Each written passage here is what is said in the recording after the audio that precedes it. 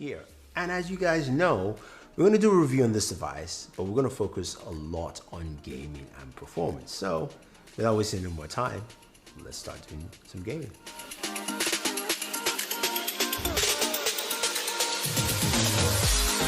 Microsoft's Surface Book line has grown over the years, and the third generation is here. We have the 15-inch variant in the house. I want to thank Microsoft for sending the device over. Now, the 15-inch Surface Book and the 13-inch Surface Book look really similar to last year's variants. Honestly, design-wise, hasn't changed much, but you can expect that with an iterative change from Microsoft. But I'll still say it's still a good-looking device. Now, pricing for the Surface Book line starts at $1,599 with a 13.5-inch variant, while the 15-inch variant starts at $2,299. The unit we have from Microsoft here is priced at $2,799, and it comes with the 10th Gen Core i7, which is a quad-core processor.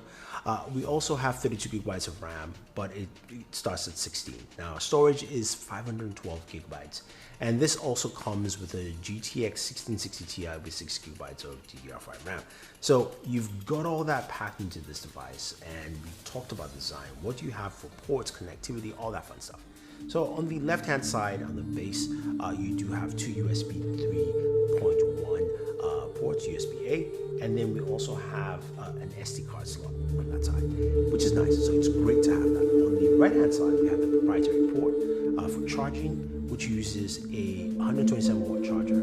I do like that they've kept it, even though some people don't like it, but you know, every laptop company has a different port to charge, except Apple, which is actually cool that they have USB Type-C for charging.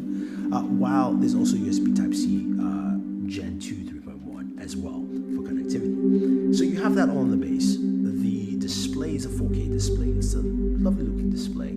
You've got speakers all around. There's a headphone jack on the right hand side, a power and a volume button. And it's got two cameras. It's called Windows Hello. I love Windows Hello. It's so easy to just walk up, your device is unlocked. I like it. It's great. I wish every laptop had it. It's much easier than fingerprint sensor or anything. It just works. So I like that feature built in. Now, that keyboard is cool. I gotta say, before we even get into any gaming, especially even while you're trying to use it to game, the keyboard is great for typing. It's probably one of the best keyboards I've used. When I started typing on it, I was like, wow, this is pretty good. It feels comfortable, it's easy to use, and it works really well. The trackpad is also really smooth. The keyboard is backlit as well, so of course you're writing at night, that will also work. But I wish this device was actually matte black, because I would love to see this in the matte black variant, especially just with the keyboard lighting and all that fun stuff. Now, the Surface Book is a 2-in-1 device, not just a 2-in-1 as a flip up, it's a detachable display.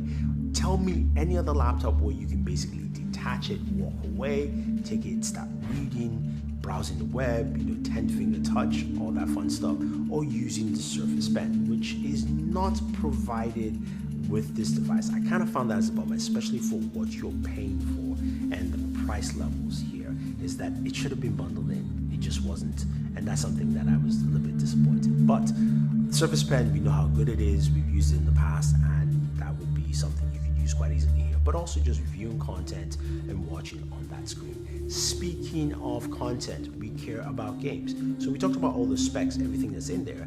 How is gaming performance, and what does it bring to the table, especially if you're buying something like the Surface Book and you're thinking about it for work, because also Microsoft touts a pretty massive battery life of 17.5 hours. We'll talk about the battery life in this video as well. But how is gaming performance? We've got a 1660 Ti. We're going to check out games like Call of Duty Warzone, Grand Theft Auto 5, Apex Season 5 as well, Street of Rage 4, which is a great game to play, and Halo Anniversary Edition. Just a quick caveat though, the drivers are not the most up-to-date GeForce drivers. It's just one-off. I got that information while trying to play Call of Duty Warzone, so just put that in mind when you're seeing performance and all that stuff in this device. So let's go ahead and see some of the games.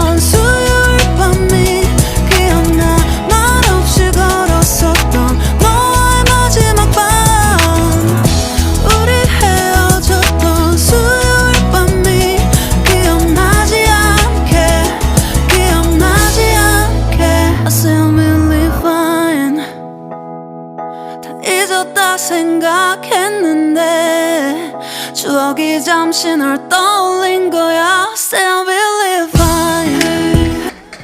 So in all honesty though, this thing can actually game. It's not meant to be a gaming device, but it does do gaming pretty well. And if you're going to pick up the Surface Book 3, especially for work and for creative tools, whether you're editing, you're drawing, this will do the job for you quite well as a gamer. Now, I will point this out. First of all, it runs really loud.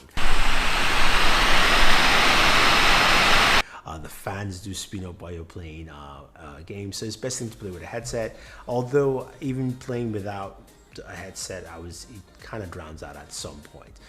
Performance-wise, roughly around 60 frames per second for all games. Of course, certain games dipped, but again, drivers are not up to date fully, so that's just something to bear in mind. Now, in terms of temperatures, it does run warm, both display and the base. Again, think about it this way, or the base has the GTX, and of course the display has your Intel chipset in there. So that's something to take note. Now, some of you ask, can you also game just with the tablet in tablet mode alone? And yes, you can. There's certain games you can play, they're easier games, but games like Street of Rage will run quite well. Remember, it still has an Intel Iris Pro GPU in there, so that should be able to play certain games for you. And Street of Rage 4 handles that really well. I love that game. You should definitely go ahead and check it out. Now, there's so much more to this device than just gaming or just doing creative work. Like as I mentioned, it's got two cameras that record at 1080p. The cameras, of course, used for Windows or low. And I want you to just take a look and see how well the cameras and the microphones work, especially for video conferencing, because we're doing that quite a lot right now. So let's take a look. So this is what the front-facing camera of the Surface Book 3 looks like, especially if you're using this for video chats. I think it does a good job in representing myself, background, and doesn't feel like a traditional webcam because it shoots at 1080p.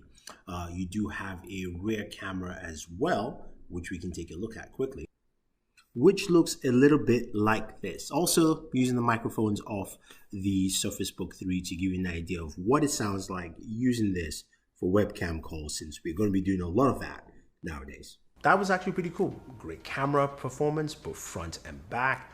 I like that.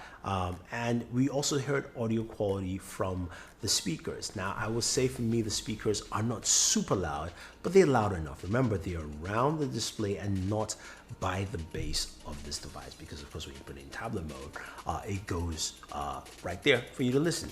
And I think, when you're watching content, you're watching videos, whether it's in tablet mode or in tent mode or whatever mode you want to put it in, you get some really good sound, but you also get some really good performance from this device. Now, this device is not for everyone. I have to put that caveat here. Now, as I mentioned, you can improve your graphics to something like, of course, a Quadro, especially if you're doing more graphical design work and things like that. But it's probably not needed. Now, some of you say, yes, there are different laptops in different price ranges, and that's very true. We've seen some great stuff from Asus. We've seen the new Dell XPSs.